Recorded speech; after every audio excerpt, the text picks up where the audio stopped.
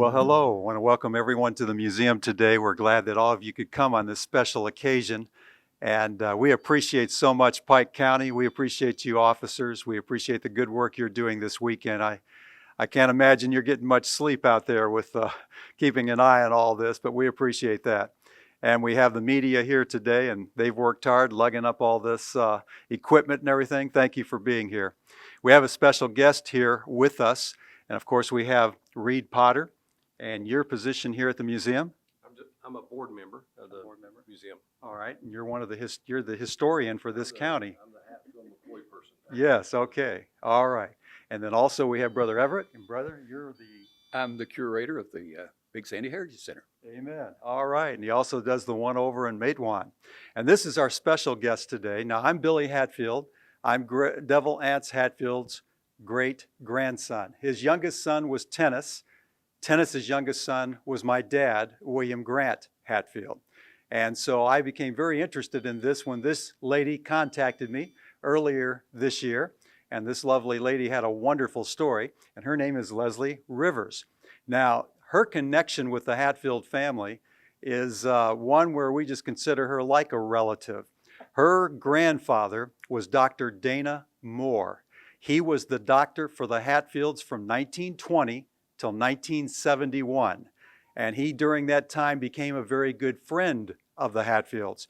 When he went off to battle typhoid in the coal mines, when a lot of the miners came down with that, the children, her brother included, would stay with the family. Isn't that correct? Yes, it was my father. Your my father, yes. Okay. All right. And they visited each other's homes quite frequently. Her dad learned to shoot and with Henry Hatfield, isn't that right? Everything he knew about guns, he learned from Henry Hatfield. Okay, amen. All right. Henry Hatfield was my uncle. He was my dad's brother and lived over there at Sarah Ann till the time he passed away. Now we have this special gun today. Leslie's grandfather kept this gun. It was given to him as a gift. Now, Cap Hatfield had this gun from his father, Devil Anse Hatfield. And it's inscribed as a gift in December 26th, 1865, if you can imagine going back that far. And he wanted to do something special. Now, Dr. Moore was very special to our family. Robert E. Lee Hatfield died on his front porch singing hymns. Cap Hatfield had a bullet in him for over 40 years that caused him all kinds of pain. Might have been why he was so mean a lot of the time, but the lead leached out in his body. He got a brain tumor. It was her grandfather that correctly diagnosed that. He went over to John Hopkins, and John Hopkins said that her grandfather was correct and told Cap, you've got two choices. You're not going to live with it, but we might be able to save your life if we get it out. But unfortunately, he died on the operating table. But he was a very good friend of her grandfather, and he wanted to do something special, so he presented him with this gun. Now, this was well known to everyone. The Hatfields knew that the doctor was special to them, and they knew all about the doctor. They knew about his family. They were just all together right there. Now, when you're looking at authenticating a gun like this, the only 100% proof, sure way that you can say without any shadow of a doubt that the gun is real, is authenticated as far as who it belonged to, is to have that gun in a picture with the person it was supposed to belong to, and to have the gun have some unusual anomaly, something different about that gun that other guns wouldn't have. Now, most guns are never authenticated that way, and of course you all can figure out why. It's hard to find an unusual gun and find it in the hands of somebody like that. But there are three other proofs that are given, and fortunately out of the four, her gun has the three. That would be the patina. This is original. This is not something that someone's painted on or faked. There were a lot of fake guns put out like this. The Italians flooded the market, but they always made a mistake. For example, a real Derringer would have 7 grooves inside. The Italians didn't count, they put 5 grooves inside. A lot of Derringers out there that people claim it's a Derringer, it's not really a Derringer. The Italians made mistakes with the nomenclature. There's no mistakes on the nomenclature on this gun. In other words, a first series of a gun might have 3 lines telling what company made it, what the date was, and the serial number. But then a next issuance of the gun comes out, and it might have 2 lines. The Italians never noticed that some guns had 3 lines, some guns had 2, or why there would have been a reason behind that. So they were continually putting them out. Now, it was nice. The Italian guns shot well. They were made well, but they just weren't the real thing. This has no problem with its nomenclature whatsoever. But then there's this.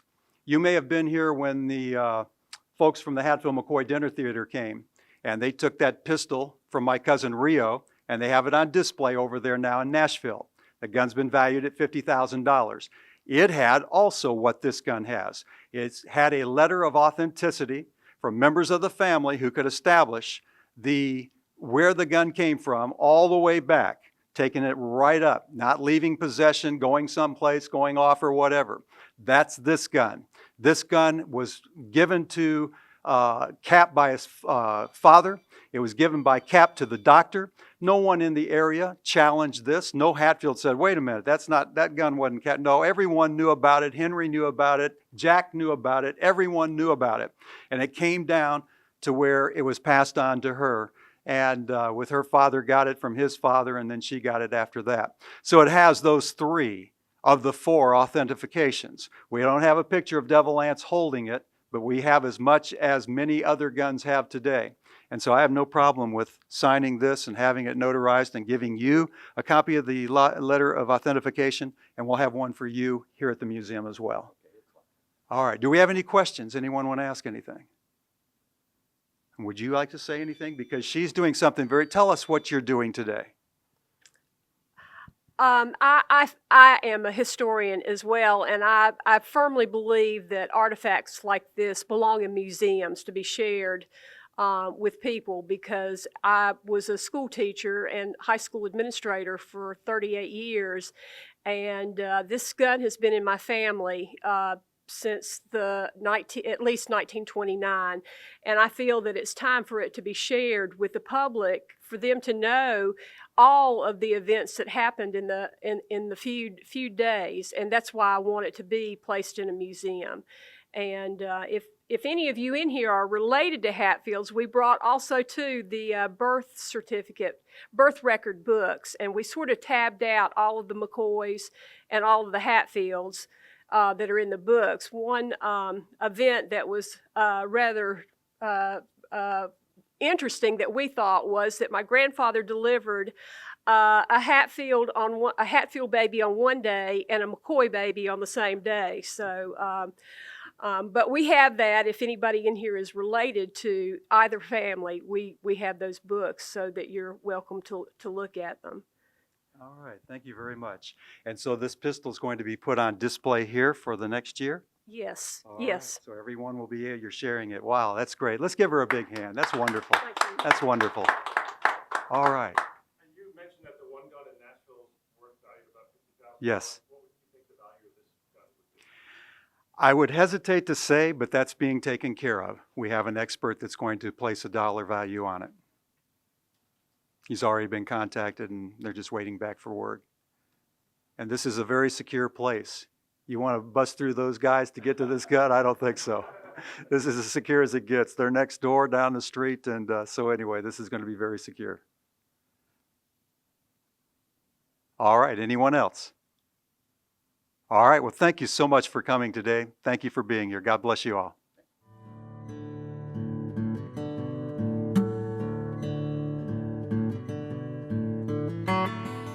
We're here in the museum here in Pikeville today, and we just had the ceremony where we transferred a gun to the care of the museum for the next year and perhaps longer. It was owned by Devil Anse Hatfield. Now, Devil Anse Hatfield was my great-grandfather. Now, we had a family doctor, Dr. Dana Moore. They became very close during this time, and so Cap wanted to do something very special for the family doctor, and he had a small Derringer-type gun that was owned by Devil Anse. It had been given to him as a gift at the end of the Civil War. It had been in our family from that time up until around 1929, when Cap gave it as a gift to Dr. Moore. And so of all things, his granddaughter Leslie Rivers. She lives in North Carolina. She had this gun passed to her, and she contacted me and said, I really want this to be seen by the public. I want to share it. Actually, I saw something that Billy Hatfield had written on the internet about coming for this festival, and I told him that I had a Hatfield artifact, and he asked me, he said, would you be interested in it being displayed at the museum? And I said yes, because by putting it here on display, people can come and look at the gun and say there actually were guns that of that age that were used during the feud years. We couldn't have found a better home for it than this museum. And in fact, I'd urge there's a lot of Hatfields out there that have a lot of good materials to consider placing their items here. The public loves this museum and comes through it, and you can learn a lot about your heritage around here.